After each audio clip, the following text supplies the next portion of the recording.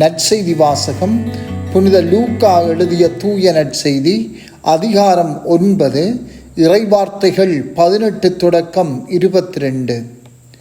அக்காலத்தில் இயேசு தனித்து இறைவனிடம் வேண்டிக் கொண்டிருந்த போது சீடர் மட்டும் அவரோடு இருந்தனர்.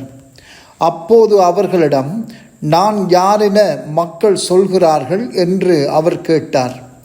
அவர்கள் மறுமொழியாக, சிலர் திருமுழுக்கு யோவான் எனவும், வேறு சிலர் எலியா எனவும், மற்றும் சிலர் முற்காலத்து இறைவாக்கினருள் ஒருவர் உயிர்த்தெழுந்துள்ளார் எனவும் சொல்கின்றனர் என்றார்கள்.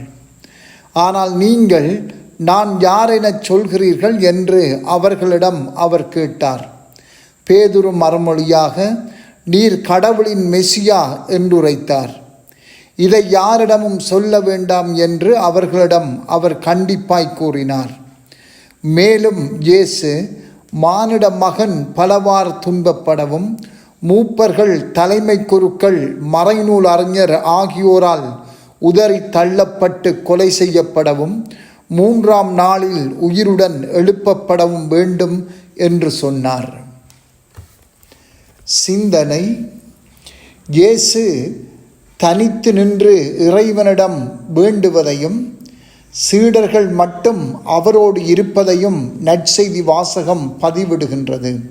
இயேசு இவ்வாறு இறைவனிடம் வேண்டுவது இயேசு மட்டுமே புரிந்து கொள்ள முடியாத இறைவனின் திருவுளத்தை புரிந்து கொள்ள இறைவனோடு செபத்தில் ஒன்றிணைந்து நிற்கின்றார் என்று சொல்லப்படுகின்றது. இதற்காகவே இயேசு முழுமையாக நெருக்கமாக தந்தையோடு ஒன்றித்து நிற்கின்றார். இதற்கு காரணம் அவர் மூவொரு கடவுளின் 2ஆம் ஆளாகவும் தந்தையின் உன்னத மகனாகவும் இருப்பதேயாகும். இவ்வாறு இயேசு தந்தையோடு ஒன்றித்து இருக்கும் போது தமது மனித இயல்பில் தந்தையோடு ஒன்றித்து இருக்கும் போது அவரது மனித இயல்பு ஓர் உன்னத நிலைக்கு உயர்த்தப்படுகின்றது. இப்போது தந்தையின் ஒரே மகனான மூவொரு கடவுளின் 2ஆம் ஆளான இயேசு மட்டுமல்லாமல் அந்த இயேசு தமது மனித இயல்போடும் தந்தையோடு முழுமையாக ஒன்றித்து இருக்கின்றார். இவ்வாறு இயேசு தமது மனித இயல்போடு செபத்தின் வழியாக தந்தையோடு முழுமையாக ஒன்றித்து இருப்பதன் மூலம் நாமும் எமது மனித இயல்போடு தந்தையுடனான இயேசுவின் ஒன்றிப்பில் பங்கு கொள்ள அழைக்கப்படுகின்றோம். இவ்வாறு தந்தையுடனான இயேசுவின் ஒன்றிப்பில் நாங்கள் பங்கு கொள்வதால் எமது மனித இயல்பும் ஓர் உன்னத நிலைக்கு உயர்த்தப்படுவதால் அது என்றும் அடைந்து கொள்ள முடியாத ஒரு நிறைவை இங்கு அடைந்து கொள்கின்றது. எமது வாழ்நாள் முழுவதும் நாம் நிறைவை தேடிக்கொண்டிருக்கின்றோம்.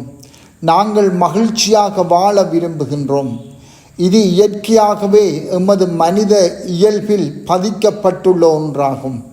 இதனை நாம் எப்படி அடைந்து கொள்ள முடியும் என்றால், தந்தையுடனான இயேசுவின் ஒன்றிப்பில் நாமும் பங்கு கொள்வதன் மூலமாகவே சாத்தியமாகும். இதற்கு உண்மையான செபமே ஒரே ஒரு வழியாகும்.